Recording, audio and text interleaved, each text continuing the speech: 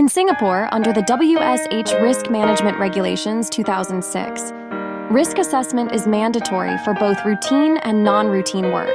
A risk assessment is the process of identifying hazards, evaluating the risks, and controlling them to ensure safety and health of all at workplace. What is a hazard? A hazard is anything that could cause injury or illness, such as physical hazards, example noise, vibration, heat, pressure, slip, trip and fall, etc. Mechanical hazards, electrical hazards, biological hazards, ergonomic hazards, atmospheric hazards, e.g., gases, fumes. What is risk? Risk refers to the likelihood that a hazard will cause injury or illness to person. According to the WSH regulations, employers, self-employed persons, and principals are responsible for conducting risk assessments for tasks at the workplace. They must identify, eliminate, or mitigate the hazards to ensure workplace safe for all failure.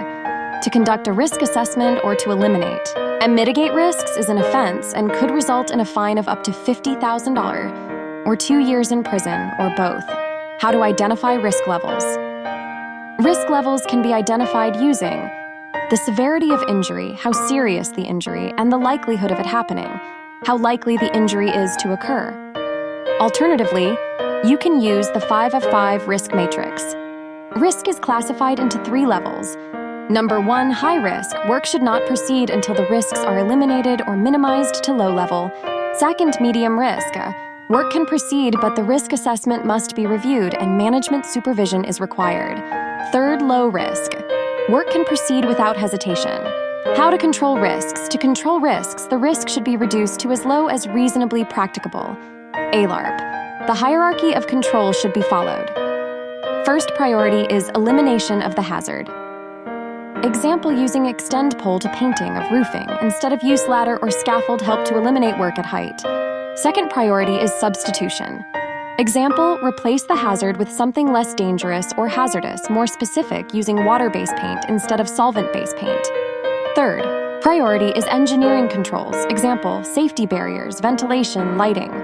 Fourth priority is administrative controls.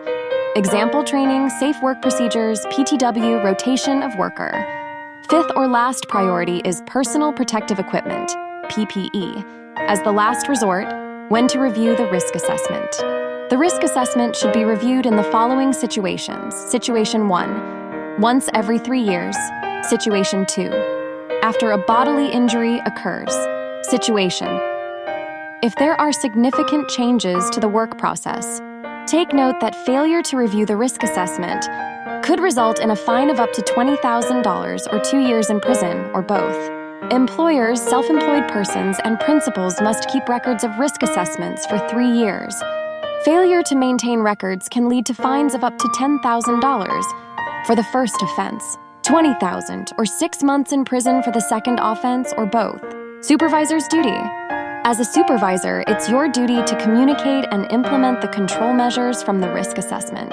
You should brief the team about the risk assessment daily. Before starting work as employee, what is your duty?